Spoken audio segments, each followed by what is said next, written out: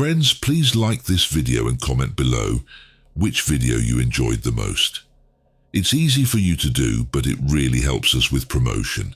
Thank you for your support.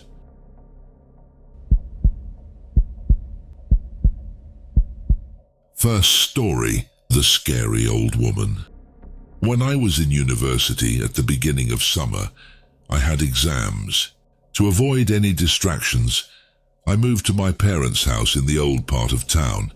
This property was inherited from my grandfather, who had lived there all his life. The old house had been torn down, and a new brick one was built. I settled there since the university was nearby, and I could walk there.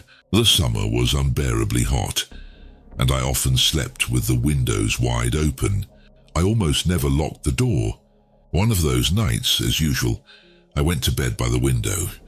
In the middle of the night, I was awakened by a horrifying woman's laugh. A chill ran down my spine. Fighting my fear, I looked out the window. By the fence stood a terrifyingly tall old woman. She was wearing some strange clothes with a hood, and her arms hung down almost to her knees. White hair covered her entire face, but I could make out her features. She had small white eyes and a face distorted by a grotesque grimace. She stared at me and just laughed.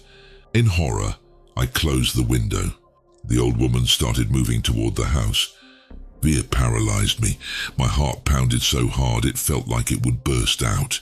Suddenly I realized that the door to the house was completely unlocked. I jumped out of bed and ran to the hallway.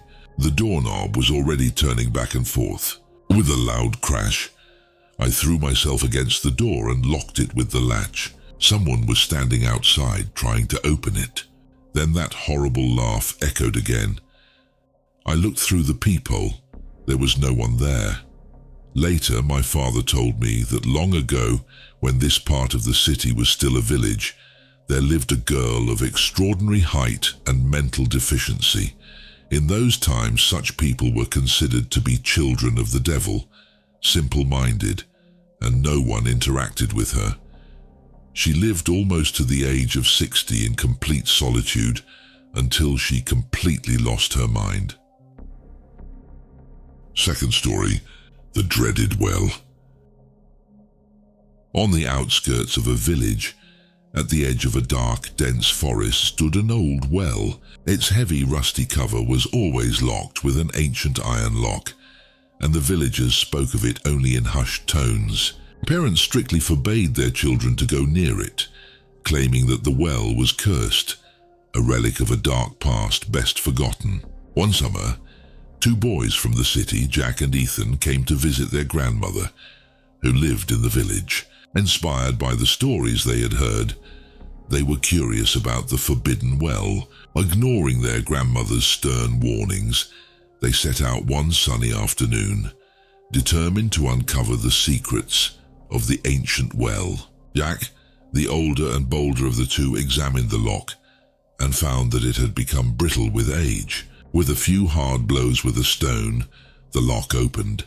Together, they pulled the heavy lid aside, revealing the dark, gaping opening of the well. Peering into the darkness, Ethan shuddered. "Maybe we should just let it go, Jack. This just doesn't feel right." "Don't be a coward," Jack replied. "It's just an old well. There's nothing there." Despite their bravado, neither boy dared to linger. They quickly closed the lid and hurried back to their grandmother's house, trying to rid themselves of the feeling of unease that had taken hold of them.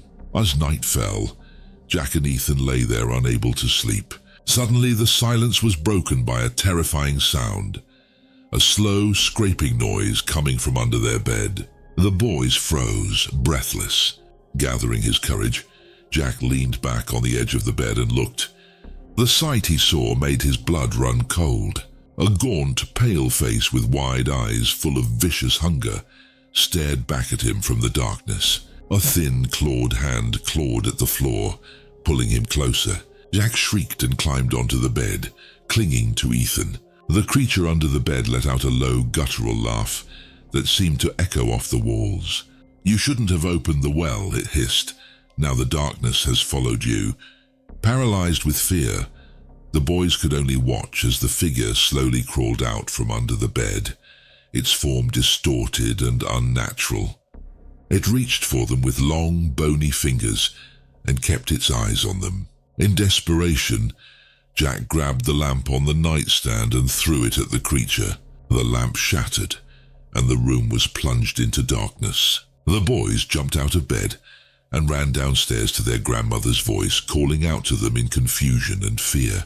They burst into her room, babbling incoherently about the creatures from the well. Grandmother turned pale as she listened and quickly locked the door, her hands shaking. She whispered a prayer, clutching her rosary beads tightly. They spent the rest of the night together, listening to the creaks and groans in the house and feeling the oppressive presence lurking behind the door. The creature never entered the room, but its presence was palpable, a reminder of the darkness they had unleashed. The next morning, the village elders came to the house with grim faces, and the boys told them what had happened and how. And the elders locked the well again and put a protective rite on it.